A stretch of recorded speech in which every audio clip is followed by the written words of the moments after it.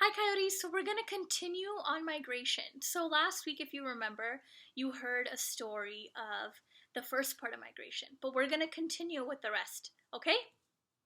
So I'm going to start with this chart, okay? And first, we're just going to focus on this top panel. So here, a group of people is settled in a certain area. For one reason or another, they decided to move on. They come upon an area where they wish to settle, but another group of people already lives there. But because they are stronger and more motivated to stay in their newfound area, they push out the original inhabitants. So they're pushing them away. So here we have this group that's represented by the orange. The first group moves into the territory of another group, which is the green group of people. Well, why are they moving there? Well, maybe they were looking for better conditions of life, such as maybe their source of water dried up, or an earthquake destroyed everything, or maybe there was a war. So, the orange goes in and slowly they push the green out. Then they move away and push another group of people to another place, the yellow group. Then they move away and push another group. It's like a chain reaction. They do not stay to mingle. We can see that an example of this was in North America when the settlers came to the East Coast. They pushed their way to the land of the Native Americans, but then the Native Americans had to keep moving away. So here we have this group that's saying, goodbye, we're taking over your space. Well, now they need a new space, so they go and say goodbye to the yellow ones and they need a new place, so they have to find another one. They find the place of this group, say goodbye, and then so the chain just goes on like that. Well, then we have the middle section of the chart. So there are actually two scenarios for this one. So imagine that there's groups of warlike communities here and there, and a big warlike community there.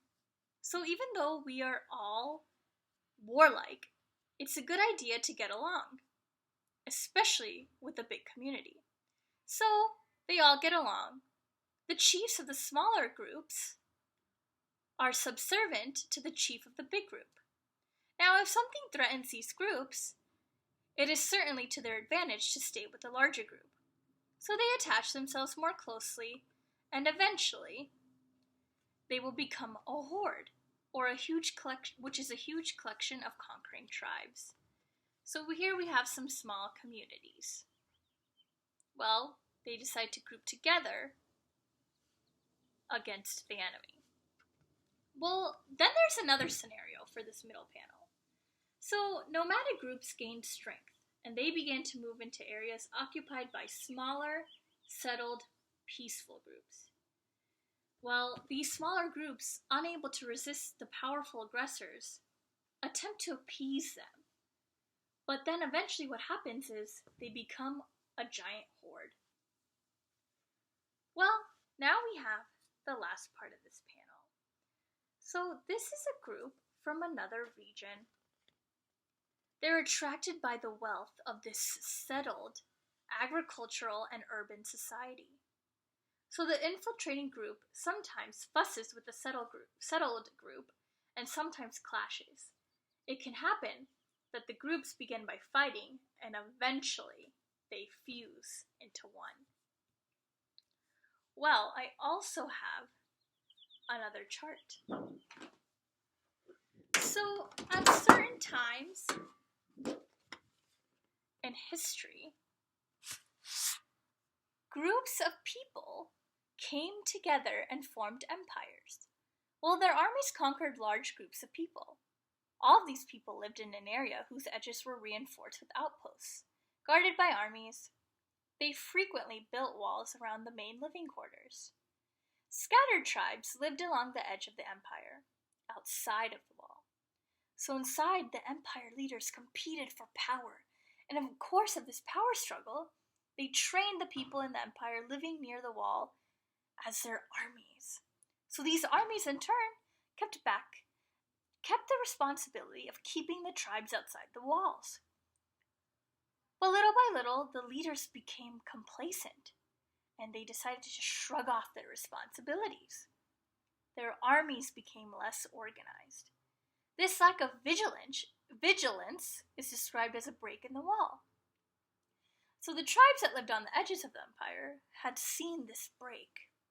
When given the opportunity, they saw this weakness of the armies and the leaders and entered through a break like a great flood. So you see that all the people are flooding into the empire. So the flood is moving towards the inside of the empire, not breaking out from the inside of the empire. So that was my little story on migration. So I want you to maybe look into people who have moved from place to place. Maybe you've had people in your own family that have moved place to place. You could also do a little drama or reenactment of some of the scenarios that I talked about in the charts. Feel free to do any of those options, and if you come up with other ones, that's even better. So that's all I have for now, Coyotes. Bye!